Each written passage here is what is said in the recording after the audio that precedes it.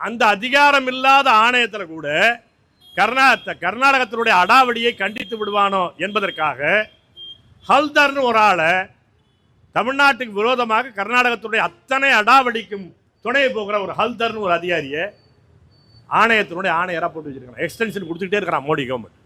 அந்த தேர்தல் பரப்புரையிலே திமுக டாம் அடிச்சிருக்குமா இல்லையா?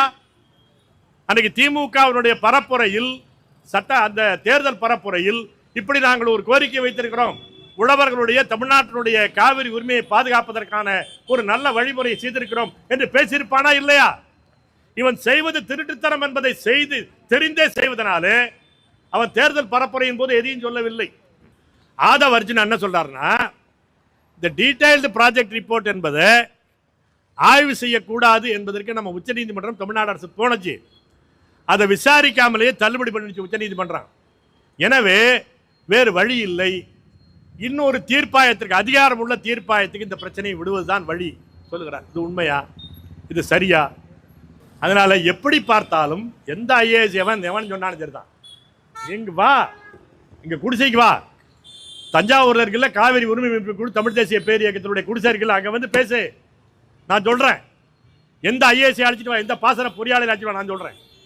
மணியரசன் சொல்லுவார், எந்த சித்திரமுக்கு இந்த கம்ப சித்திரம்லாம் இங்க பேசாத, டிஸ்ட்ரஸ் ஃபார்முலா இருக்கு, நீ தீர்ப்பாயம் தேவையே கிடையாது, உனக்கு தேவை இருக்குது, உனக்கு மோடியினுடைய தயவு தேவைப்படுது, காங்கிரசுடைய கூட்டணி தேவைப்படுது, அதற்காக ரெண்டு பேரும் களவாணி பண்றீங்க, கூட்டு களவாணியா இருக்கிறீங்க.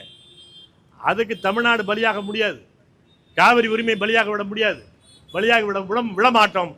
தண்ணீர் தேவை அவனுக்கு கிடையாது, தண்ணீர் வேண்டும் என்பதற்காக அல்ல, உனக்கு வேண்டாம், கொடுக்க முடியாது, என் வழியாக பாய்வதை உனக்கு தடுப்பேன் என்றிருக்கிற இனப்பகை. இந்த இனப்பகையில் எப்போதுமே டெல்லி ஆரியத்துக்காரன் அந்த பக்கம் தான் நிற்பான். இந்த இன பிரச்சனை என்பதை புரிந்து கொண்டால்தான் நீங்கள் பதிலடி கொடுப்பதற்கான இன முடிவுக்கு நீங்கள் வர முடியும். காவிரி உரிமை மீட்பு குழு ஒரு எச்சரிக்கையாக இதை எடுத்து சொன்னதற்கு பிறகு, அதற்கு பிறகாவது வந்தீர்களே எந்த ஆறுதல் அடைகிறோம், அவ்வளவுதான். இப்போது என்ன சட்டப்படி இருக்கிற தீர்மானம் அதுதான். அடுத்த நாள் அந்த விவாதத்தில் சொன்னதற்கு பிறகு கூட அந்த பேராவை, திருத்த பேராவை எடுக்கவில்லை.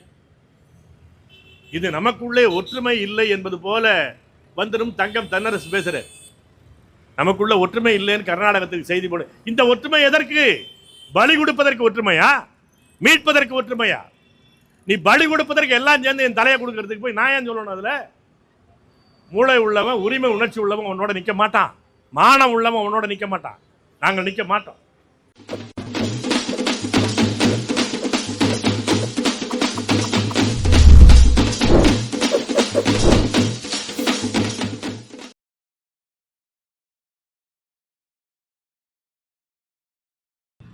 அனைவருக்கும் வணக்கம். காவிரி உரிமை மீட்பு குழுவின் சார்பில் இங்கே புதுச்சேரி அரசு, ரெங்கசாமி அரசு, கர்நாடகம் மேகேதாட்டிலே அணை கட்டக்கூடாது என்பதை வலியுறுத்தக்கூடிய ஒற்றை வரி தீர்மானத்தை முன்மொழிந்து நிறைவேற்ற வேண்டும் என்ற கோரிக்கையை வலியுறுத்தி பல்வேறு தமிழ் உணர்வு அமைப்புகள் உணர்ச்சியோடு திரண்டிருக்கிற இந்த ஆர்ப்பாட்டத்தில் பங்கேற்றுக் கொண்டிருக்கிற அனைத்து அமைப்பு தோழர்களுக்கும் என்னுடைய பாராட்டுகளையும் வாழ்த்துகளையும் நன்றியையும் தெரிவித்துக் கொள்கிறேன். மிக சிக்கலான நேரத்தில் மிக எழுச்சியான இந்த ஆர்ப்பாட்டத்தை புதுச்சேரி தோழர்கள் நடத்தி கொண்டிருக்கிறீர்கள். இது வார்த்தைக்காக சொல்லவில்லை. இந்த ஆர்ப்பாட்டம், நீங்கள் எடுத்திருக்கிற இந்த குரல் என்பது காவிரி உரிமை மீட்பு களத்தில், காவிரி உரிமை மீட்புக்கான வரலாற்றில் முக்கியமான இடத்தை இந்த ஆர்ப்பாட்டம் பெறும் என்பதை நான் வலியுறுத்தி சொல்ல விரும்புகிறேன். ஏனென்றால் மிகப்பெரிய ஆபத்தில் காவிரி, அதனுடைய உரிமை என்பது சிக்க வைக்கப்பட்டிருக்கிறது. பல்வேறு கட்டங்களில்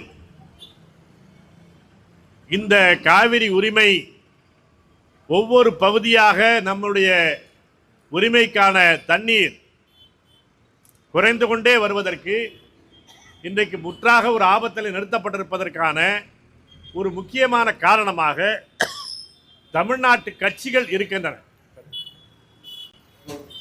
தமிழ்நாட்டு கட்சிகள்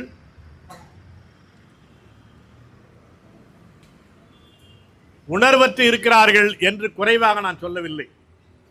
உண்மையில் அவர்கள் துரோகம் செய்வதை அதுதான் ஒரு தேசிய கடமை என்பது போல செய்து கொண்டிருக்கிறார்கள்.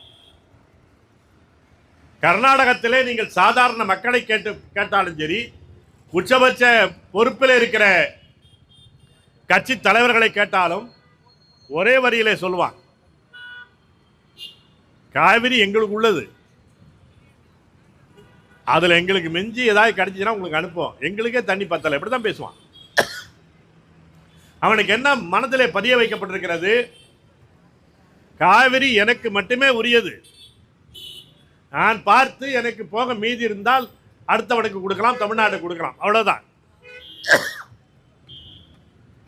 ஆனால் தமிழ்நாட்டில் என்ன இருக்கிறது?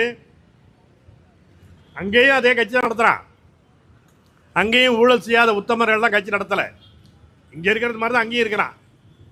ஆனால் காவிரி பிரச்சனை என்று வருகிற போது கட்சி வேறுபாடு இல்லாமல் ஒரே குரலில் சொல்லிக் கொண்டிருக்கிறான்.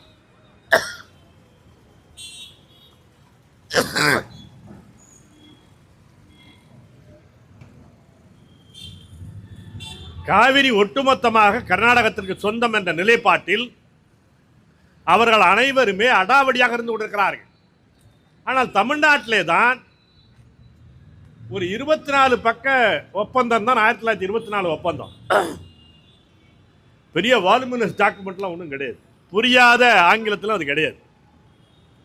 ஒரு சாதாரணமாக ஒரு 8ஆம் கிளாஸ் படித்திருக்கிற ஆங்கிலம் தெரிந்தவர்களுக்கு அது புரிந்து கொள்ள முடியும். ஆனால் இதுவரையிலும் தமிழ்நாட்டிலே இந்த காவிரி வழக்கிலே நான் தொடர்ந்து கவனித்தால் தமிழ்நாட்டு மந்திரி எவனும் அதை படிக்கிறதே கிடையாது, அதை பற்றி அக்கறையே செலுத்துவது கிடையாது. என்ன ஒரே வரியில சொல்லுவான், 1974 ஒப்பந்தம் முடிந்து விட்டது, முடிந்ததற்கு பிறகு புதுப்பிப்பதற்காக நாம் போனோம். இதுக்கு வரல கிட்டத்தட்ட பல பேர் அதை பேசிக் கொண்டிருக்கிறார்கள். இந்த ஒப்பந்தம் முடிவது என்ற விஷயமா அதில் கிடையாது. 1974 என்ன முடிகிறது? அந்த பகிர்வு பற்றிய கணக்கீடு முடிகிறது, அவ்வளவுதான். அதில் என்ன வார்த்தை வைத்திருக்கிறான்? இந்த 50 ஆண்டுகளில் 1924 தொடங்கி 1974 ஆண்டு வரை இந்த 50 ஆண்டுகளில் கூடுதலாக தண்ணீர், உபரி தண்ணீர் வந்தால் ஏற்கனவே இருக்கிற ஒட்டுமொத்த தண்ணீரை விட கூடுதலாக வருமையானால் அந்த கூடுதல் தண்ணீரை எப்படி பிரித்துக் கொள்ளலாம் என்பதை பற்றி 1974 ரெவ்யூ பண்ணணும், மறுசீராய்வு பண்ணணும் தான் சொல்லியிருக்கிறான். ஒப்பந்தமே முடிஞ்சு போச்சுன்னா அது சொல்லவே கிடையாது. ஆனா எம்ஜிஆர் ஆட்சியில் இந்த முகமது யூசுப்னு ஒரு ஆள் இருந்தார், பாசனத்துறை அமைச்சர். அவர்கிட்ட போய் இதே மாதிரி காவிரிக்காக தொடர்ந்து நம்ம பேசித்தான் இருக்கிறோம். காவிரி வழக்கு உச்சநீதிமன்றம் நடந்துகிட்டு இருக்குது. அந்த நேரத்தில் அவர் சொல்றாரு, 74 ஒப்பந்தம் முடிஞ்சு போச்சுங்க, இனிமே அவனோட பேசிதான் முடிச்சாதான். இந்த லட்சத்தில் தான் தமிழ்நாடு இருக்கு. ஆனால் தொடர்ச்சியாக ஒரு பக்கம் அறியாமை என்பது ஒரு பெரிய பிரச்சனை அல்ல. உண்மையில் அவர்கள் தமிழ்நாட்டிற்கு துரோகம் செய்வதை பற்றி கவலைப்படுவதில்லை. இவர்கள் எல்லாத்துக்குமே பெங்களூர்ல பிசினஸ் இருக்கு, கர்நாடகத்துக்காரோட அரசியல் உறவு இருக்கிறது. அதனுடைய உச்சபட்ச துரோகியாகத்தான் திமுகவின் கருணாநிதி ஒவ்வொரு கடத்திலும் நடந்து கொண்டார். நீங்க இந்த காவிரியினுடைய இறுதி தீர்ப்பு, தீர்ப்பாயத்தினுடைய ட்ரிபியூனலுடைய தீர்ப்பு 2007 வந்திருக்கிறது. அந்த தீர்ப்பை, அதனுடைய தீர்ப்பினுடைய முதல் வால்யூம்ல ஒரு 10 பக்கத்தை படிச்சு பாருங்க. அதை படித்தாலே போதும் கருணாநிதி எந்த அளவுக்கு காவிரிக்கு, தமிழர்களுக்கு துரோகம் செய்திருக்கிறார் என்பதை புரிந்து கொள்ள முடியும். அவன் கிருஷ்ணராஜசாகர் அணை என்பதுதான், இந்த பக்கம் மேட்டூர் அணை, இந்த 2 அணை தான் சட்டப்பூர்வமாக ஒப்பந்தபூர்வமாக நடத்துகிற அணை. அதற்கு பிறகு அந்த கிருஷ்ணராஜசாகருக்கு, கண்ணம்பாடி அணைக்கு தண்ணீர் வருவதற்கு முன்னாலேயே அதனுடைய துணை ஆறுகளில், ட்ரிபியூட்டரியில் தண்ணீர் சேர்வதை தடுப்பதற்காக லட்சுமண தீர்த்தா, ஏரங்கி, ஹேமாவதி எல்லாவற்றிலும் கட்டுக்கிறான். இந்த அணை கட்டுறது வீட்டில் தெரியாமல் ஒரு ராத்திரியில் சுவர் கட்டுற வேலை கிடையாது. எல்லாமே இந்திய அரசுக்கு தெரிந்து தான் நடக்கிறது. இந்திய அரசனுடைய மறைமுக ஒப்புதலோடு தான் நடக்கிறது. அதே போல அந்த அணை கட்டுகிற பணி என்பதற்கு மிக பெரும்பாலான கட்டட தொழிலாளர்கள் தமிழ்நாட்டில் தான் போகிறான். இந்த தொழிலாளி மேலே தப்பு கிடையாது, அவன் எங்கே வேலை கூட்டாலும் போகிறான். அப்படி அலை அலையாக தமிழ்நாட்டிலிருந்து அணை கட்டுவதற்கு, ஏரங்கியை கட்டுவதற்கு, ஹேமாவதியை கட்டுவதற்கு தமிழ்நாட்டு தொழிலாளிகள் போகிறார்கள் என்ற செய்தி தமிழ்நாடு அரசுக்கு, உளவுத்துறைக்கு தெரியாதா? எல்லாம் கட்டி முடித்ததற்கு பிறகு கபினி அணை என்ற பிரச்சனை. அது கபினி அணை என்பது என்ன? கேரளாவிலே ஓடி ஒரு 18 கிலோமீட்டர் கர்நாடகத்தின் வழியாக தமிழ்நாட்டுக்குள்ளே வருகிறது. அந்த குறிப்பிட்ட பகுதியில் மட்டும் அந்த கபினியில் அணை கட்டுறான். இந்த அணை கட்டிய பிரச்சனை பெரிதாக பேசப்படுகிற போது விவசாயிகள், தமிழ்நாட்டு இந்த காவிரி டெல்டா விவசாயிகளால் பேசப்பட்ட பிறகுதான் கருணாநிதி அதை பற்றி குரல் எழுப்புகிறார். அவர் அண்ணா ஆட்சியிலே பொதுப்பணித்துறை அமைச்சர், தொடர்புடைய அமைச்சர் அவர்தான். அது அந்த பகுதியிலே பிறந்தவர் என்றெல்லாம் பேசிக்கொள்வார். இந்த பிரச்சனை கபினி அணை வந்ததற்கு பிறகுதான் அவர் அதை பற்றி வாயை திறக்கிறார். முதலிலே அவர்கள் பேசுகிற போது இது சட்டவிரோதமான அணை, 1924 ஒப்பந்தத்தை நம்ம அருணபாரதி குறிப்பிட்டு சொன்னார். அந்த ஒப்பந்தத்தில், அதற்கு முன்னால் இருக்கிற 1892 ஒப்பந்தத்தில், 2 ஒப்பந்தத்திலும் என்ன சொல்லப்பட்டிருக்கிறது? கிருஷ்ணராஜ சாகர் என்பது என்ன? கண்ணம்பாடி அணை தமிழ்நாட்டினுடைய ஒப்புதலோடு கட்டப்பட்டது. அவனுடைய ஒப்புதல் மேட்டூருக்கு தேவை கிடையாது. ஏன்னா தண்ணி இங்கே வந்ததுக்கு பிறகு நீ எங்கே வேணாலும் அணை கட்டிக்கொள்ளலாம். அணை ஒப்புதல் என்பது கண்ணம்பாடி அணைக்கு, கிருஷ்ணராஜ சாகர் அணைக்கு தமிழ்நாடு ஒப்புதல் கொடுத்தது. அதை தவிர புதிய அணைக்கட்டோ, புதிய ஸ்ட்ரக்சர், இந்த குறுக்கே தண்ணீரை தேக்குகிற எந்த கட்டமைப்போ தமிழ்நாட்டினுடைய, புதுச்சேரியினுடைய அனுமதி இல்லாமல் கட்டக்கூடாது என்பதுதான் 1924 ஒப்பந்தம். ஆனால் தமிழ்நாட்டினுடைய, புதுச்சேரியினுடைய கருத்தை கேட்காமலேயே ஏரங்கி, ஹேமாவதியில் கட்டியிருக்கிறார்கள். எனவே அந்த நேரத்தில் தமிழ்நாடு அரசின் சார்பில் முதலில் கொடுத்த கோரிக்கை என்ன? இது சட்டவிரோத அணைகள், இந்த அணைகளை டீகமிஷன் பண்ணணும். டீகமிஷன் பண்ணணும் என்ன அர்த்தம்னா, அணையை இடிக்கிறது இல்லை, அணையை செயல்பட விடாமல் நிறுத்துவது. அணையை செயல்பட விடாமல் நிறுத்துவது, அந்த அணைக்கு தண்ணியே வராமல் நிறுத்துவது, இதான் டீகமிஷன் பண்றதுன்னு பேரு. இதுதான் முதலிலே கோரிக்கையாக இருந்தது. ஆனால் கருணாநிதி ஆட்சிக்கு வந்த பிறகுதான் அதிலே கோரிக்கையை மாற்றுகிறார். இந்த அணை கட்டுவதனாலே, கட்டியிருப்பதனாலே, சட்டவிரோதமாக கட்டியிருப்பதனாலே அந்த எக்ஸிகியூட்டிவ் ஆக்ஷன்ஸ், கர்நாடக அரசனுடைய நிர்வாக செயல்பாடு எந்த அளவுக்கு தமிழ்நாட்டினுடைய பாசன உரிமையை, குடிநீர் உரிமையை பாதித்திருக்கிறது என்பதை நீங்கள் ஆய்வு செய்ய வேண்டும் என்று மாற்றி முதலிலே அறிக்கை கொடுத்தவர் கருணாநிதி தான். அதன் பிறகு என்ன ஆயிற்று? பேச்சுவார்த்தை என்று சொன்னார்கள். பேச்சுவார்த்தை நடத்தி கொண்டு அவன் அணை கட்டினான். பிறகு கடைசியாக இதுவும் இந்த காவிரி உரிமை மீட்புக்கான தொடக்க புள்ளியாக இருக்கிற தமிழ் தேசிய பேரியக்கம் தான் முதலில் இந்த காவிரி பிரச்சனையில் பேச்சுவார்த்தையை நிறுத்து, தீர்ப்பாயத்தை கொண்டு வா, ட்ரிபியூனல் என்ற பிரச்சனையை தமிழ்நாட்டிலே முதலாக எழுப்பியது அன்றைக்கு MCPI என்ற பெயரில் இருந்து தமிழ் தேசிய பேரியக்கம் தான். அதற்காக அதை ஒரு கூட்டமைப்பாக உருவாக்க வேண்டும் என்பதற்காக ஐயா நெடுமாறன் அவர்களையும், அன்றைக்கு நாராயணசாமி நாயுடு உயிரோடு இல்லை, அதற்கு பிறகு டாக்டர் சிவசாமி அவர்கள் அந்த உழவர் அமைப்புக்கு தலைவராக இருந்தார், அவரையும் திராவிட கழகத்தினுடைய வீரமணியையும் அழைத்து முதலாக தஞ்சாவூரிலே இதற்கான தீர்ப்பாயம் வேண்டும், 6 மாதத்திற்குள்ளாக தீர்ப்பளிக்கும் வகையில் தீர்ப்பாயம் வேண்டும் என்ற தீர்மானத்தை முன்மொழிவதற்காக அனைத்து உழவர்கள், அனைத்து அரசியல் இயக்கங்களுடைய கூட்டத்தை அன்றைக்கு இருந்த தமிழ் தேசிய பேரியக்கம் தான் நடத்தியது. அன்றைக்கு முதலிலே தீர்ப்பாயம் என்று சொன்னால் காலதாமதமாகும் என்று பேசிய அன்றைக்கு சிபிஎம் உடைய செயலாளராக இருந்த மூத்த தலைவர் சங்கரையா அவர்கள் ஒரு மாதம் கழித்து அவர்கள் சொல்வதுதான் சரி, தீர்ப்பாயம் வரட்டும் என்று தன்னுடைய கருத்தை மாற்றிக்கொண்டார். அது நல்ல வரவேற்க தகுந்த மாற்றம். அப்படி முன்முயற்சி எடுத்து ஒவ்வொரு கட்டத்திலும் விழிப்புணர்வோடு செயல்பட்டுக் கொண்டிருக்கிறோம். ஒவ்வொரு முறையும் இங்க இருக்கிற அரசியல் கட்சிகள் தான், தமிழ்நாட்டிலும் புதுச்சேரியிலும் இருக்கிற அரசியல் கட்சிகள் தான் கர்நாடகத்தினுடைய அத்தனை நயவஞ்சகத்திற்கும் இந்திய அரசனுடைய துரோகத்திற்கும் துணை போகிற நடவடிக்கையை தொடர்ந்து செய்து கொண்டிருக்கிறார்கள். ஒன்றொன்றையும் அப்பப்போ தலையிட்டு தடுத்து நிறுத்தி கொண்டு அவர்களை திருப்ப வேண்டிய கடமையில் நாம் இருந்து கொண்டிருக்கிறோம். அதே போலத்தான் தீர்ப்பாயத்தினுடைய இறுதி தீர்ப்பும் வந்துவிட்டது 2007. அதற்கு பிறகு 6 ஆண்டுகள் கழித்து எல்லா ஆற்று நீர் பிரச்சனைகளையும், இந்தியாவுடைய எல்லா ஆற்று நீர் பிரச்சனைகளையும் மீண்டும் ஆய்வு செய்வதற்காக ஒற்றை தீர்ப்பாயம் என்பதை அன்றைக்கு இருந்த மோடி அரசு, அன்றைக்கு உமா பாரதி இந்திய அரசுடைய பாசனத்துறை அமைச்சராக இருந்தார், அவர் முன்மொழிந்து நாடாளுமன்றத்தினுடைய விவாதத்திற்கு வந்துவிட்டது.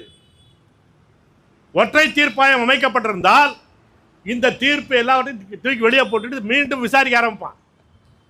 அன்றைக்கு தஞ்சாவூர் மாவட்ட ஆட்சியர் அலுவலகத்திற்கு முன்னால் காத்திருப்பு போராட்டத்தை காவிரி உரிமை மீட்பு குழு தலைவர் மணியரசன் அவர்கள் தலைமையில் எடுத்தோம். 19 நாட்கள் காத்திருப்பு போராட்டம் நடத்தினோம். அதில் எல்லா கட்சி தலைவர்களும் வந்து அதனுடைய உண்மையை புரிந்து கொண்டு பேசினார்கள். அன்றைக்கு நாடாளுமன்றம் நடந்து கொண்டிருக்கிற போது அன்றைக்கு மாநிலங்களவையில் இந்திய மார்க்சிஸ்ட் கம்யூனிஸ்ட் கட்சியினுடைய டி.கே. ரங்கராஜன் அவர் அதில் பேசுவதாக இருந்தது. அவர் சொன்னார், அவருக்கு நம்முடைய கருத்து கேட்டார், அதில் சொன்னோம். சொன்னதற்கு பிறகு அவர்களும் பேசினார்கள். கடைசி நேரத்தில் அந்த நிகழ்ச்சி நிரலிலிருந்து, அன்றைக்கு விவாதத்திற்கு முன்மொழியப்பட்ட நிகழ்ச்சி நிரல் இருந்த அஜெண்டாவிலிருந்து உமா பாரதி அவர்கள் அந்த ஒற்றை தீர்ப்பாயம் என்பதை திரும்ப பெற்றார். அதை நிகழ்த்தியது காவிரி உரிமை மீட்புக் குழுவுடைய காத்திருப்பு போராட்டம். ஞாபகத்தில் வைத்துக் கொள்ளுங்கள். அப்படி ஒன்று இருக்கிறதே தெரியாது. அன்றைக்கு ஒரு மந்திரின்னு ஒரு ஆள் இருந்தார், பாவம் அவர் இறந்துட்டார், அவருடைய பேரை சொல்ல வேண்டாம். எடப்பாடி அமைச்சரவையில் வந்து நின்றுட்டு என்ன பேசுறாரு, ஒற்றை தீர்ப்பாயம் சொல்லி ஒட்டுமொத்த காவிரி தீர்ப்பையே க்ளோஸ் பண்ண போறான், உட்காந்து போராடிட்டு இருக்கிறான். எடப்பாடி அரசு உங்களுக்கெல்லாம் பூச்சி மருந்து இலவசமாக கொடுக்கிறது, இந்த தெளிப்பான்களுக்கு மானியம் கொடுக்கிறது என்று பேசிட்டு போறாரு. இதுதான் நம்மளுடைய மந்திரிகளோட லட்சணம், அவ்வளவுதான். ஆனால் கடைசியாக அது பின்வாங்கப்பட்டது. அதே போல்தான் இன்றைக்கு வந்திருக்கிற அந்த மேகாதாட்டுக்கான தீர்ப்பாயம் கோருகிற தீர்மானம் இருக்கிறது. இந்த திருட்டுத்தனத்தை நம்முடைய தோழர்களாவது புரிந்து கொள்ள வேண்டும். இது அப்பாவித்தனம், சட்டம் தெரியல அப்படிலாம் நினைக்காதீங்க. ரொம்ப தெரிஞ்சவன் விஜய், ஞாபகம் வச்சுங்க. இவர்கள் இந்த சட்டமன்றத்தில் விவாதத்தின் ஊடாக இவர்களுடைய அரசியல் போட்டியிலே இவர்கள் மறைத்த உண்மையை தன்னை அறியாமல் வெளிப்படுத்தி விட்டார்கள். என்ன நடந்திருக்கிறது? இந்த முன்மொழிந்த தீர்மானத்தில் எதிலும் தவறில்லை. விஜய் முன்மொழிந்த தீர்மானத்தில் மேகதாட்டு அணை திட்டத்தை கைவிட வேண்டும், இந்திய அரசு அதற்கு துணை போகக்கூடாது, அதற்கான விவரங்களை எல்லாம் சொல்லி தான் அந்த தீர்மானம் முன்வைகள். அதில் ஒன்றும் பிரச்சனையே கிடையாது. ஆனால் அந்த தீர்மானத்தினுடைய அந்த சட்டமன்ற மரபுப்படி ஒவ்வொரு சின்ன சின்ன கட்சிகள்லாம் பேசிய பிறகு முதன்மை எதிர்க்கட்சி தலைவர் என்ற வகையில் உதயநிதி ஸ்டாலின் பேசுகிறார். பேசுகிற போதுதான் ஒரு உண்மையை வெளிப்படுத்துகிறார். கடந்த 4/3/2026 அன்று சட்டமன்ற தேர்தல் என்பது அறிவிக்கப்படுகிற சூழலில், எல்லோரும் நேர்காணல் நடத்தி கொண்டிருக்கிற சூழலில் தான் டெல்லிக்கு சென்றிருக்கிறார்கள்.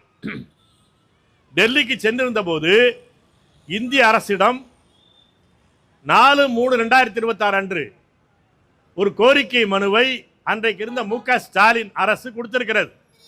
அது என்ன கோரிக்கை மனு? மேகதாட்டு அணையிலே அணை கட்டிக்கொள்ளலாமா கூடாதா என்பதை முடிவு செய்வதற்கு தீர்ப்பாயம் அமைப்பதற்கு இந்திய அரசு அனுமதிக்க வேண்டும், அந்த தீர்ப்பாயத்தை அமைத்துக் கொடுக்க வேண்டும் என்ற கோரிக்கையை கடந்த மார்ச் மாதம் 4ஆம் தேதி மு.க. ஸ்டாலின் கொடுத்திருக்கிறார். இதை உதயநிதி சொல்லுகிற வரையில் நமக்கே தெரியாது. அதற்கு பதிலளித்த விஜய் என்ன சொல்லுகிறார்? நான் கடந்த 25ஆம் தேதி, இந்த 26ஆம் தேதி 5வது மாதம் மே மாதம் 26ஆம் தேதி நித்தி ஆயோக் கூட்டத்திற்காக போன போது பிரதமர் மோடியை சந்தித்து மனு அளித்ததில் இதுவும் கொடுத்திருக்கிறேன். மேகதாட்டுவில் அணை கட்டுவதை பற்றி முடிவு செய்வதற்கு தீர்ப்பாயம் அமைத்துக் கொடுங்கள் என்ற கோரிக்கையை நான் முன்வைத்து விட்டு வந்திருக்கிறேன். இந்த ரெண்டு திருடர்களும் எப்போது சொல்கிறார்கள், இவன் யோக்கியமாக இருந்தால் உண்மையில் இந்த பிரச்சனையை தீர்ப்பதற்கு இதுதான் நல்ல வழி, தமிழ்நாட்டிற்கு உரிமையை பெற்றுத்தரக்கூடிய வழி என்று உண்மையிலேயே நம்பியிருப்பார்களானால், நம்பிக்கொண்டுதான் அந்த தீர்மானம் அந்த கோரிக்கை மனுவை பிரதமரிடத்தில் கொடுத்திருப்பார்களானால் என்ன செய்திருக்க வேண்டும், என்ன செய்திருப்பார்கள்? இயல்பாக அந்த தேர்தல் பரப்புரையிலே திமுக டாம் அடிச்சிருக்குமா இல்லையா? அன்னைக்கு திமுகவினுடைய பரப்புரையில் அந்த தேர்தல் பரப்புரையில் இப்படி நாங்கள் ஒரு கோரிக்கை வைத்திருக்கிறோம், உழவர்களுடைய தமிழ்நாட்டினுடைய காவிரி உரிமையை பாதுகாப்பதற்கான ஒரு நல்ல வழிமுறையை செய்திருக்கிறோம் என்று பேசியிருப்பானா இல்லையா? இவன் செய்வது திருட்டுத்தனம் என்பதை தெரிந்தே செய்வதனாலே அவன் தேர்தல் பரப்புரையின் போது எதையும் சொல்லவில்லை. விஜய் பதவிக்கு வந்து 10 நாட்களிலேயே இவர் இப்படி ஒரு கோரிக்கை கொடுக்கிறார் என்று சொன்னால் தெரியாமல் செய்கிறாரா விஜய் முதலமைச்சர் என்ற முறையில்? தெரிந்தே செய்கிறார். இதற்கான ஏற்பாடு யார்? மோடியினுடைய ஏற்பாட்டில் இவர்கள் மனு கொடுக்கிறார்கள். கடந்த மே மாதம் 26ஆம் தேதி இவர்கள் மனு கொடுத்திருக்கிறார்கள். உண்மையில் யோக்கியனாக இருந்தால் விஜய் முன்மொழிந்த தீர்மானத்திலேயே, சட்டமன்றத்திலே முன்மொழிந்த தீர்மானத்திலேயே நான் மே மாதத்திலே மனு கொடுத்திருக்கிறேன், அதை இந்த சட்டமன்றம் ஆதரித்து தீர்மானம் நிறைவேற்றுங்கள் என்றல்லவா கோரி இருக்க வேண்டும். அதை மறைத்துவிட்டு ஒரு தீர்மானத்தை முன்மொழிகிறீர்கள். உங்களுடைய அரசியல் போட்டியிலே உதயநிதி சொன்னதற்கு பிறகு அவர் நான் மார்ச் மாதம் கோரிக்கை வைத்திருக்கிறேன் என்று சொன்னதற்கு பிறகு நானும் தான் வைத்திருக்கிறேன் என்பதை சொல்லி அந்த பேராவை சேர்க்கிறீர்கள். ரெண்டு பேருமே ஏற்கனவே நீங்க செயல்பட்டு விட்டீர்கள். அதில் ரகசியமாக உண்மையில் இது மக்களுக்கு பயன்படக்கூடியது, தமிழ்நாட்டுக்கு பயன்படக்கூடியது என்ற நம்பிக்கையோடு நீங்கள் செய்திருந்தால் அது உங்களுடைய சாதனை பட்டியலெல்லாம் சொல்லியிருப்பீர்கள். நான் உரிமைக்காக உறுதியாக நிற்கிறேன் என்பதற்காகவே ஒரு சான்றாக சொல்லி இருப்பீர்கள். நீங்கள் செய்வது திருட்டுத்தனம் என்பதை தெரிந்தே செய்கிறீர்கள். உங்களுடைய அரசியல் போட்டியின் காரணமாக, பதவி போட்டியின் காரணமாக அவர் உதயநிதி சொன்னதுக்கு பிறகு தானும் செய்ததை சொல்ல வேண்டிய அவசியத்தில் அவர் இருக்கிறார். அதற்கு பிறகு இந்த தீர்மானத்தினுடைய அந்த வாசகத்தை, திருத்தத்தை உதயநிதி பேசுகிற போது எல்லா கட்சிகளும் கேட்டுக்கொண்டுதான் இருந்தார்கள். அந்த திருத்தத்தை ஏற்றுக்கொள்கிறேன், இந்த பேராவிலே அந்த திருத்தத்தை சேர்த்துக் கொள்வதற்கு அவைத்தலைவர் அனுமதிக்க வேண்டும் என்று விஜய் நிறைவுரை ஆற்றுகிற போது எல்லோரும் பார்த்துக் கொண்டுதான் இருந்தார்கள். காவிரி உரிமை மீட்பு குழு அன்றைக்கு மாலையிலேயே கிடைத்த செய்தியாளரை வைத்துக் கொண்டு உடனடியாக ஒரு அறிக்கை கொடுத்தார் மணியரசன். இந்த தீர்ப்பாயம் என்பது கொலை செய்கிற தீர்ப்பு, இந்த தீர்மானம் என்று சொன்னதற்கு பிறகு உடனடியாக நம்முடைய அடுத்த நாளே காவிரி உரிமை மீட்பு குழுவை கூட்டி எல்லாருடைய ஒப்புதலோடும் பிறகு செய்தியாளர் சந்தித்து இந்த தீர்மானம் தற்கொலை தீர்மானம், துரோக தீர்மானம் என்பதை சொன்னதற்கு பிறகுதான் உடனடியாக இந்திய கம்யூனிஸ்ட் கட்சி ஆமாம் இந்த தீர்மானத்தை நாங்கள் ஏற்கவில்லை, அது எங்களுக்கு தெரியாமல் கொண்டு வந்து விட்டார்கள், திருத்தத்தை எங்களை படிக்க கொடுக்கவில்லை என்பதாக ஒரு சால்ஜாப் சொல்லி பின்வாங்கினார். நல்லது. அதற்கு பிறகு சிபிஎம் உடைய சண்முகம் பேசினார் திருப்பத்தூரில். அன்புமணி ராமதாஸ் அதற்கான விவரங்களை எல்லாம் விரிவாக எடுத்து சொல்லி சௌமியா ஆதரித்ததற்கு பிறகுதான் இவரும் பேசுகிறார். நீங்கள் இந்த தீர்மானத்தை நீங்கள் ஆதரித்து பேசுகிற போது அந்த தீர்மானத்தில் ஒன்றும் தவறில்லை. திருத்தம் என்பதை அவர் சொல்லி திருத்தத்தின் அடிப்படையில் தீர்மானத்தை ஓட்டுக்கு விடுகிற போது நீங்கள் கை தூக்கியிருக்கலாமா இல்லையா? ஆப்ஜெக்ஷன் சொல்லி கை தூக்கியிருக்கலாமா இல்லையா? சட்டமன்றத்தில் இருக்கிற வழி கிடையாதா? அதுக்கான சட்ட உரிமை கிடையாதா? நாங்கள் அதை ஏற்கவில்லை என்று சொல்லியிருக்க முடியாதா? காவிரி உரிமை மீட்பு குழு ஒரு எச்சரிக்கையாக இதை எடுத்து சொன்னதற்கு பிறகு அதற்கு பிறகாவது வந்தீர்களே எந்த ஆறுதல் அடைகிறோம், அவ்வளவுதான். இப்போது என்ன சட்டப்படி இருக்கிற தீர்மானம் அதுதான். அடுத்த நாள் அந்த விவாதத்தில் சொன்னதற்கு பிறகு கூட அந்த பேராவை, திருத்த பேராவை எடுக்கவில்லை. இது நமக்குள்ளே ஒற்றுமை இல்லை என்பது போல வந்துடும் தங்கம் தென்னரசு பேசுற. நமக்குள்ள ஒற்றுமை இல்லைன்னு கர்நாடகத்துக்கு செய்தி போடு. இந்த ஒற்றுமை எதற்கு? பலி கொடுப்பதற்கு ஒற்றுமையா? மீட்பதற்கு ஒற்றுமையா? நீ பலி கொடுப்பதற்கு எல்லாம் சேர்ந்து என் தலையை கொடுக்கறதுக்கு போய் நான் ஏன் சொல்லணும்? அதுல மூளை உள்ளவன், உரிமை உணர்ச்சி உள்ளவன் உன்னோட நிற்க மாட்டான், மானம் உள்ளவன் உன்னோட நிற்க மாட்டான். நாங்கள் நிற்க மாட்டோம், இறுதி வரை போராடுவோம். எனவேதான் அந்த நகலை எரிப்போம் என்ற போராட்டத்தை அறிவித்திருக்கிறோம். நாளைக்கு மறுநாள் தஞ்சாவூரிலே தமிழ்நாடு சட்டமன்றத்தில் நிறைவேற்றப்பட்ட அந்த துரோக தீர்மானத்தை எரிக்கிற போராட்டத்தை நடத்துகிறோம். இது எல்லாமே மோடியினுடைய ஏற்பாடு என்பதை புரிந்து கொள்ளுங்கள். நீங்கள் தொடர்ந்து பார்க்க வேண்டும். இந்த காவிரி சிக்கல் என்பது ஒரு இன பிரச்சனை. இது தண்ணீர் பகிர்வு பிரச்சனை அல்ல. It's not a water sharing issue. இந்த தலைமடைக்காரனுக்கு கடைமடைக்காரனுக்கு இருக்கிற தண்ணீர் பகிர்வு பிரச்சனை போன்றது அல்ல. இது ஒரு இன பிரச்சனை. தமிழர்களுக்கு எதிரான ஆரியத்தின், கன்னடத்தினுடைய, திராவிடத்தினுடைய சூழ்ச்சி திட்டத்து தான் இது என்பதை முதலில் அதை புரிந்து கொள்ள வேண்டும். இது இன பிரச்சனை என்பது புரிந்து கொள்ளாமல் தண்ணீர் பிரச்சனைன்னு பேசிக்கிட்டு இருந்தீங்கன்னா எனக்கு தண்ணி விடுதான் கேட்டுட்டு இருப்பீங்க. இன பிரச்சனை என்று புரிந்து கொண்டால் தான் பதிலடி என்ன என்பது புரியும். இது நம்முடைய இனத்திற்கு சொந்தமான இயற்கை வளத்தை அவன் தடுத்து நிறுத்துகிறான் என்று சொன்னால் அவனுக்கு அது ஒரு பொருளாதார தடையை அவன் விதித்திருக்கிறான்.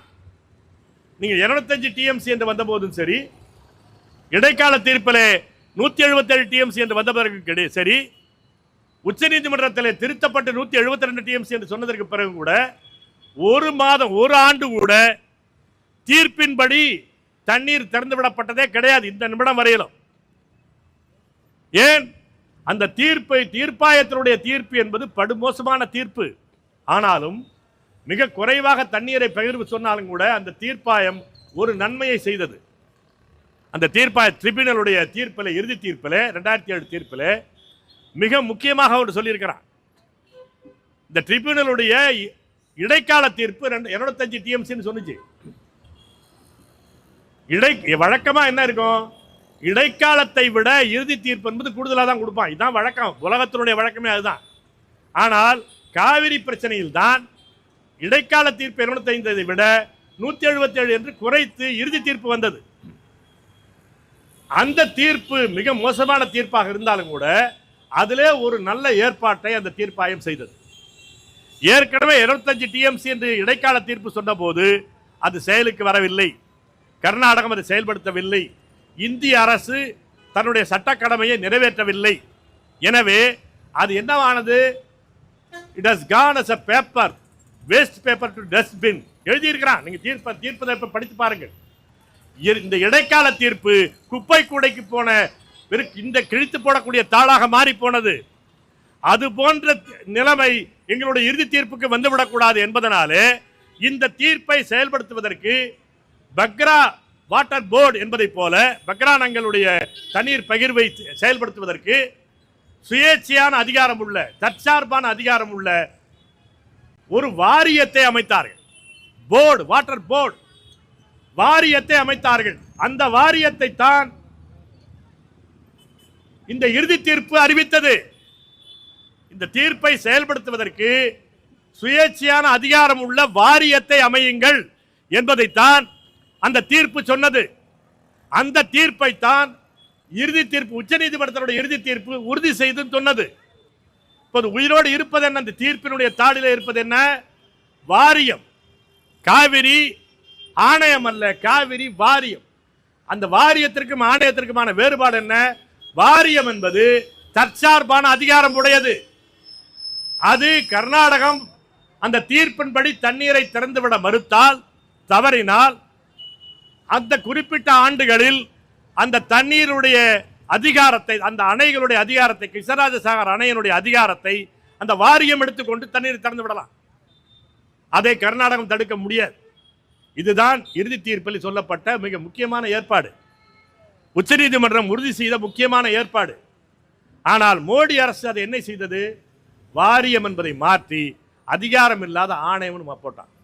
அந்த கட்டத்திலும் காவிரி உரிமை மீட்பு குழு இது ஆணையம் அல்ல, பூனையும் அல்ல என்று கொளுத்தினோம். அந்த ஜிஓவை, அந்த கெசட் நோட்டிபிகேஷனையும் கொளுத்தினோம்.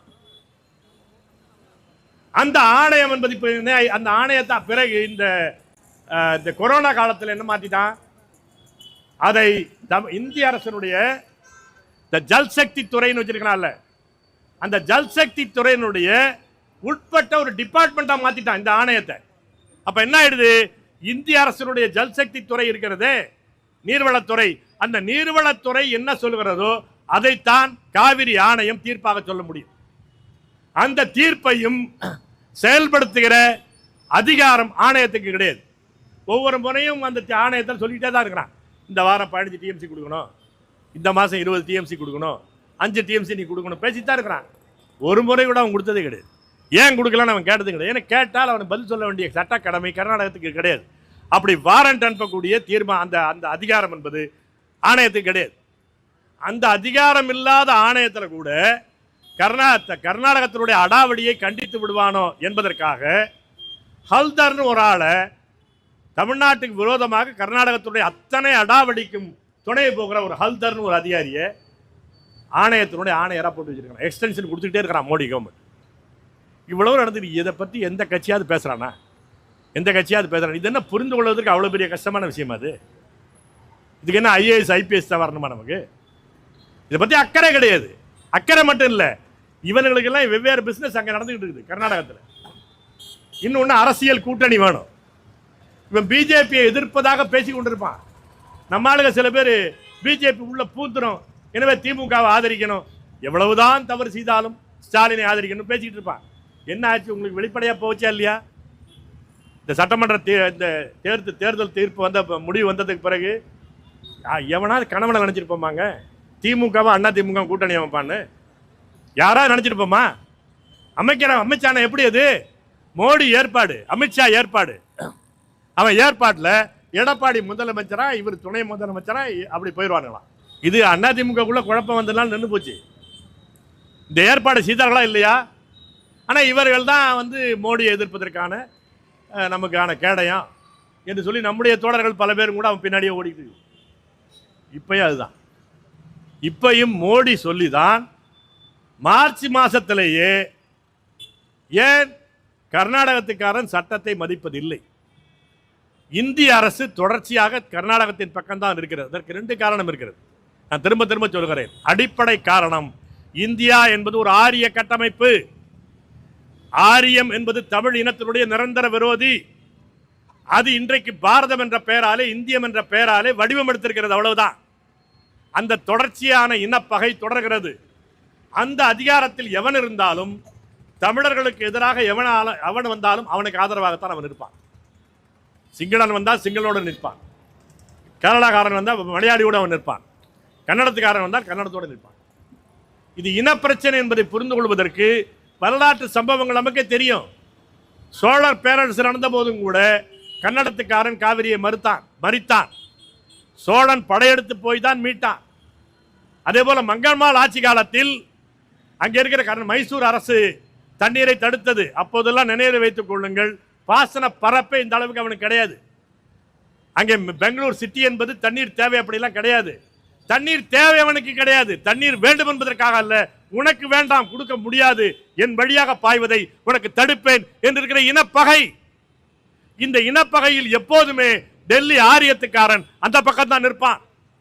இந்த இனப்பிரச்சனை என்பதை புரிந்து கொண்டால்தான் நீங்கள் பதிலடி கொடுப்பதற்கான இன முடிவுக்கு நீங்கள் வர முடியும். அந்த அடிப்படையில் தான் தொடர்ச்சியாக கர்நாடகத்தினுடைய சட்ட மீறல்கள் அத்தனைக்கும் இந்திய அரசு துணை செய்கிறது. அவன் என்ன பண்ணா, இந்த ஆணையத்தின் இவர் என்ன சொல்ல வர்றாரு, இந்த அதை மட்டும் நான் சொல்லி முடிச்சிடுறேன். இந்த ஆதவ் அர்ஜுனான்னு அவர் பெரிய சூப்பர் பிரெயின், அந்த ஆள் விளக்கம் கொடுக்குறான். இந்த முந்தா நாள் நடந்த சட்டமன்ற கூட்டத்தொடரில் இந்த ஆதவ் அர்ஜுனா என்ன சொல்றாருன்னா, 2 காரணம் இருக்கு. ஒன்று, இந்த மேகதாட்டு அணை தொடர்பாக திட்ட வரைவை கர்நாடக அரசு முன்வைத்தது. ப்ராஜெக்ட் ரிப்போர்ட்னு பேர். இந்த திட்ட வரைவை முன்வைத்த போது இந்திய அரசு அப்படியே மௌனமாக இருக்கிறான். தமிழ்நாடு அரசு அது அப்ஜெக்ஷன் கொடுக்குது, சம்பந்தமே இல்லாமல். தமிழ்நாடு அரசு என்ன பண்ணுறான்னா, சம்பந்தம் இல்லாமல் ஆணையத்தில் போய் புகார் பண்ணுறான். ஆணையத்திற்கு இந்த அணை பற்றி பேசுவதற்கான அதிகாரமோ உரிமையோ கிடையாது. இந்த காவிரி ஆணையத்தினுடைய ஒரே வேலை என்ன, இறுதி தீர்ப்பை செயல்படுத்துகிற ஒரு மெக்கானிசம், அவ்வளவுதான். இது ஒரு பொறியமைவு, தீர்ப்பை செயல்படுத்தக்கூடிய ஒரு பொறியமைவு, அவ்வளவுதான். எவ்வளவு தண்ணி வந்திருக்குது, எவ்வளவு மழை பெஞ்சிருக்குது, எவ்வளவு தேவை இருக்குது, இந்த தீர்ப்பின்படி இந்த மாதம் எவ்வளவு தரணும், இந்த வாரம் எவ்வளவு, எல்லாமே எழுதி வச்சிருக்கிறான். எனவே அந்த தீர்ப்பின்படி இந்த வாரம் தர வேண்டிய தண்ணியை கொடுத்துட்டியா, கொடுக்க முடியாத சூழல் இருந்துச்சுன்னா அடுத்த வாரம் சேர்த்து அரியர்ஸை கொடுக்கணும் தான் எழுதி வச்சிருக்கிறான். இதை செயல்படுத்துகிற அதிகாரம் மட்டும்தான் ஆணையத்துக்கு உண்டே தவிர வேறு எதை பற்றியும் பேசுவதற்கு ஆணையத்துக்கு அதிகாரம் கிடையாது. ஆனால் முதல் துரோகத்தை எப்படி ஆரம்பிக்கிறான் தமிழ்நாடு கவர்மெண்ட்டு? திமுக ஆட்சியில் முதல்ல அதில் போய் மனு கொடுக்குறான். இந்த மேகதாட்டு அணையை கட்டுவதற்கான திட்ட வரைவை கர்நாடக அரசு வரைந்து விட்டது, அதை ஆணையம் தடுத்து நிறுத்த வேண்டும் கொடுக்குறான். அவர் அல்தர் என்ன பண்றாரு? தாண்டா வாய்ப்புன்னு அந்த அறிக்கையை கொடுங்கன்னு கேட்கிறார் கர்நாடகத்துக்கு. ஃபைலில் சேர்த்துட்டான். இவனுக்கு சம்பந்தம் இல்லாத ஒரு விஷயத்த ஃபைலில் சேர்க்கறதுக்கு முதல்ல கோரிக்கை வைத்தவன் யாரு? திமுக ஆட்சி, ஸ்டாலின் ஆட்சி. கோரிக்கை கொடுத்ததுக்கு பிறகு இதாண்டா சான்ஸ் அவன் என்ன பண்ணிட்டான்? இந்த வரைவு திட்ட அந்த அந்த வரைவு அறிக்கையை ப்ராஜெக்ட் ரிப்போர்ட்டை எனக்கு கொடுங்கன்னு கேட்குறான். அவன் கொடுத்துட்டான். அப்போ கொடுத்த பிறகு என்ன? ஆணையத்தினுடைய விசாரணை வரம்புக்குள்ள அது வந்து விட்டது இவனுடைய ஒப்புதலோட.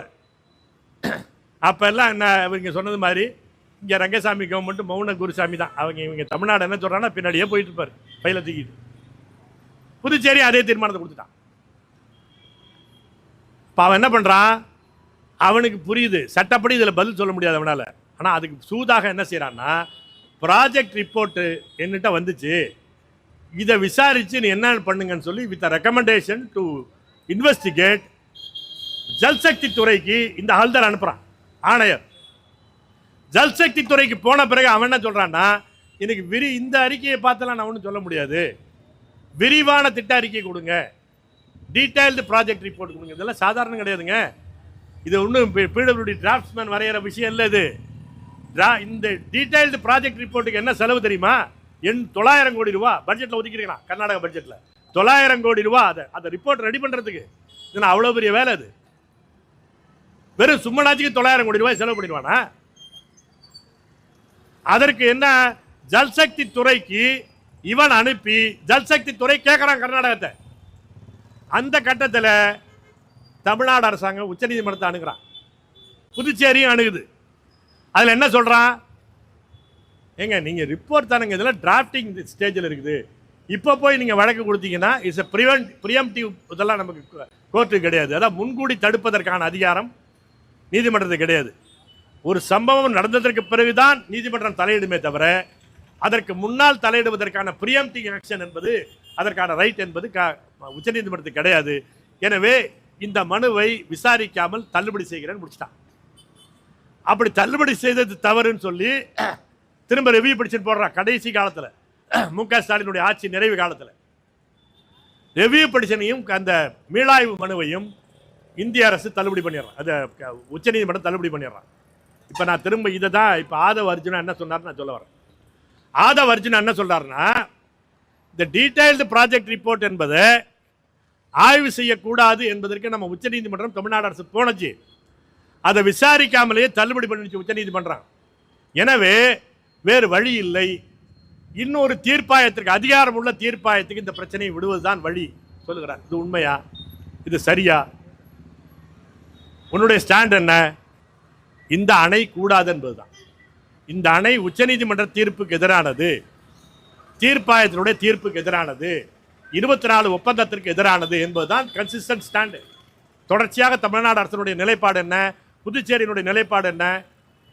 இந்த அணை கட்டக்கூடாது, அணை பற்றிய எந்த முகாந்தரமான ஏற்பாடும் செய்யக்கூடாது. இந்த டீடைல் ப்ராஜெக்ட் ரிப்போர்ட் எல்லாம் என்ன? அணை கட்டுவதற்கான முகாந்தர நடவடிக்கை, முன் நடவடிக்கை, இது எதுவுமே செய்யக்கூடாது என்பதுதான் ஒன்று ஸ்டாண்டு. இதுக்கு எதிராக நீ உச்சநீதிமன்றம் போன, இதை தடுத்து அவன் போயிட்டே இருக்கான் அப்படின்னு. அதன் பிறகு எப்படி ட்ரிபியூனல் கேட்குறப்ப நீ? அப்போ அந்த ட்ரிபியூனல் முன்னாடி என்ன விசாரணை வரம்பு என்ன? மேகதாட்டு அணையை கர்நாடக அரசு கட்டலாமா கட்டக்கூடாதா என்பது தானே கேள்வி. அப்படி கேள்வி அதுதானே. கட்டக்கூடாது அப்படின்னு உத்தரவு, அப்படி அது பேர் தீர்ப்பு, அது பேர் விசாரணை. அது விசாரணை என்றாலே கேள்வி எழுப்புவது தான். இந்த கேள்வி எழுப்பது என்ன? இந்த அணையை கட்டலாமா கட்டக்கூடாது அந்த கேள்வி எழுப்பு. நீ இதுவரை இந்த ஸ்டாண்ட் என்ன? அணை கட்டக்கூடாது என்பது, அணை கட்டுவது சட்டவிரோதம் என்பதுதான் அவனுடைய நிலைப்பாடு. இப்போ என்ன மாற்றிக்கிற? அணை கட்டலாமா கட்டக்கூடாது நீங்க விசாரிச்சு சொல்லுங்க அப்படி தள்ளி விடுறீங்க. அடுத்தது என்ன ஆதவ அர்ஜுனா சொல்றாரு? இறுதி தீர்ப்பில் 2018 இறுதி தீர்ப்பில் it is silent on the distress period அவர் பேசுறார். பற்றாக்குறை காலம் பற்றி உச்சநீதிமன்றத்தினுடைய இறுதி தீர்ப்பு மௌனம் காக்கிறது.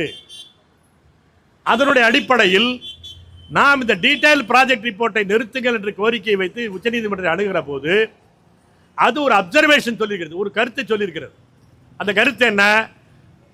யாராருக்கு என்னென்ன தண்ணீர் அளவு அவங்க பங்கீட்டு தண்ணீரோ உரிமை தண்ணீரோ அந்த தண்ணீரை எப்படி வேணுமானாலும் சம்பந்தப்பட்ட மாநிலம் பயன்படுத்திக் கொள்ளலாம். இப்போ உதாரணத்துக்கு இந்த புதுச்சேரிக்கு 9 TMC ஒதுக்கப்பட்ட தண்ணீர்.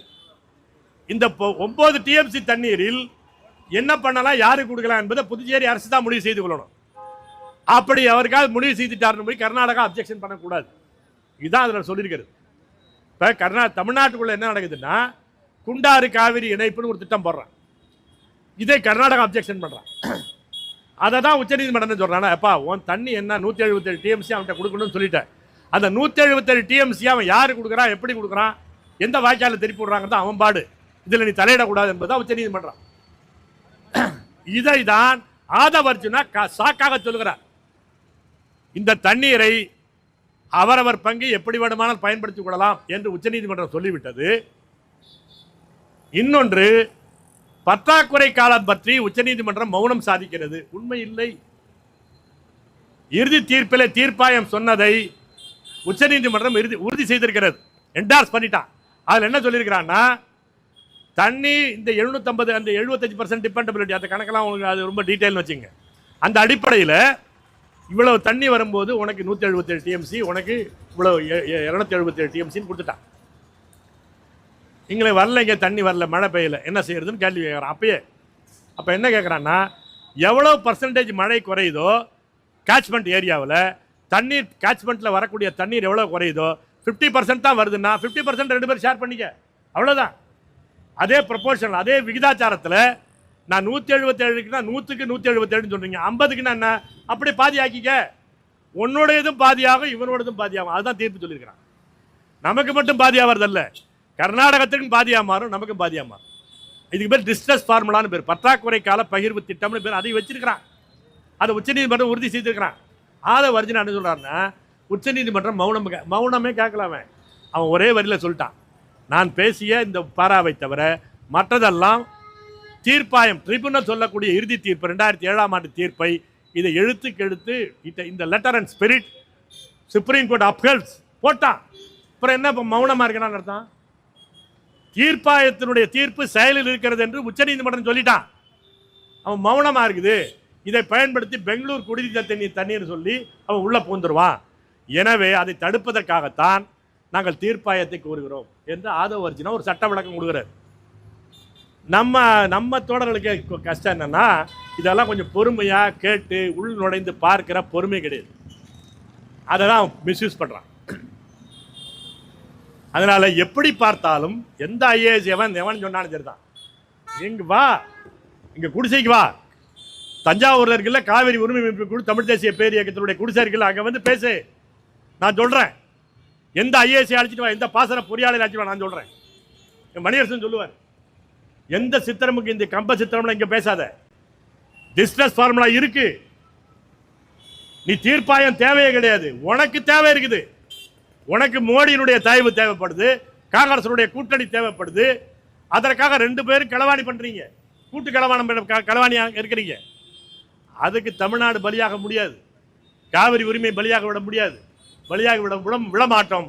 எனவே இந்த புதுச்சேரி அரசு இதிலேயாவது ஒரு மூத்த அரசியல் தலைவர் என்பதை எடுத்து காட்டக்கூடிய வகையில் ரங்கசாமி புதுச்சேரியிலே மேகதாட்டு அணை திட்டத்தை கைவிட வேண்டும், இந்திய அரசருக்கு துணை போகக்கூடாது என்ற ஒற்றை வரி தீர்மானத்தை அனைத்து கட்சி ஆதரவோடு நிறைவேற்றி தர வேண்டும் என்ற வேண்டுகோளை வைக்கிறோம். அந்த துரோக தீர்மானத்தை கொளுத்துகிற போராட்டம் நாளைக்கு மறுநாள் நடக்கிறது தஞ்சாவூரிலே. அதில் எல்லோரும் பங்கெடுக்க வேண்டும் என்று கேட்டுக்கொள்கிறோம். நன்றி, வணக்கம். இவ்வாறான பல செய்திகளை, பல சிக்கல்களுக்கு விடை கிடைக்கக்கூடிய செய்திகளை தமிழர் கண்ணோட்டம் வலைவழியில் வெளிப்படுத்தி வருகிறோம். இது தற்சார்பாக செயல்படுவதற்கு நிதி தேவைப்படுகிறது. இந்த நிதியை நம்முடைய மக்களாகிய நீங்கள் தான், இளையோரும் பெரியோரும் நண்பர்களும் தோழர்களும் சான்றோரும், நீங்கள் உங்களால் இயன்ற அளவு என்ன இயலுமோ அந்த நிதியை வழங்குமாறு அன்போடும் உரிமையோடும் கேட்டுக்கொள்கிறேன். உங்களுக்கு நன்றி உணர்வோடும் பொறுப்புணர்வோடும் தமிழர் கண்ணோட்டம் செயல்படும் என்பதை உறுதி தெரிவித்துக் கொள்கிறேன். நன்றி, வணக்கம்.